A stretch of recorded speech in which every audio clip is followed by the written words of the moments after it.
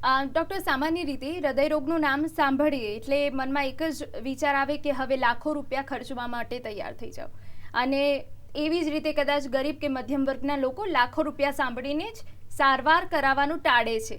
તો માધવબાગ પાસે એવી કઈ સુવિધા છે જેથી લોકોને ફાયદો મળશે? ઓકે, સૌથી પહેલાં આપણે એક વસ્તુ નક્કી કરી છે કે આપણું મિશન જ છે કે આપણે હૃદયરોગ મુક્ત ભારતનું નિર્માણ આપણે કરીએ. હવે હૃદયરોગ મુક્ત ભારતનું નિર્માણ કરવાનો સૌથી પહેલાં પ્રયત્ન કરીએ તો જેવી રીતે આપણે વાત કરી કે હૃદયરોગના કારણો છે એની ટ્રીટમેન્ટ કરીએ, હૃદયરોગને સારો કરવાનો પ્રયત્ન કરીએ, હૃદયને મજબૂત કરવાનો પ્રયત્ન કરીએ. પણ આ બધી જ વસ્તુઓ અત્યારના સિનારીઓ પ્રમાણે હૃદયરોગની ચિકિત્સા સૌથી મોંઘામાં મોંઘી થતી હોય છે. એકવાર પેશન્ટ સિંગલ ટાઈમ ખર્ચ કરીને એન્જિયોપ્લાસ્ટી અથવા બાયપાસ સર્જરી કરી લે છે, પણ પછીની જે દવાઓ છે, પછીના જે બધા ખર્ચાઓ છે, એ ખર્ચાની અંદર પણ પેશન્ટ બહુ બધી વાર ડૂબેલા હોય છે. એટલે એવા સ્થિતિની અંદર આપણે એવો પ્રયત્ન કરીએ છીએ કે સામાન્યમાં સામાન્ય માણસ પણ સમજો ટ્રીટમેન્ટ કરવાનું વિચારે તો એ કેવી રીતના કરી શકે.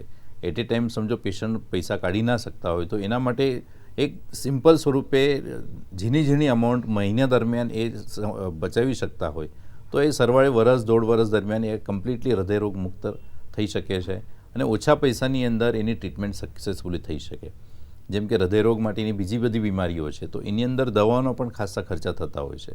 તો એ ખર્ચા પણ આપણે સમજો કંટ્રોલ કરી શકીએ, ખર્ચા ઓછા કરી શકીએ તો એ માણસ પોતાનું હૃદય જે છે એ સારામાં સારું મજબૂત બનાવી શકે.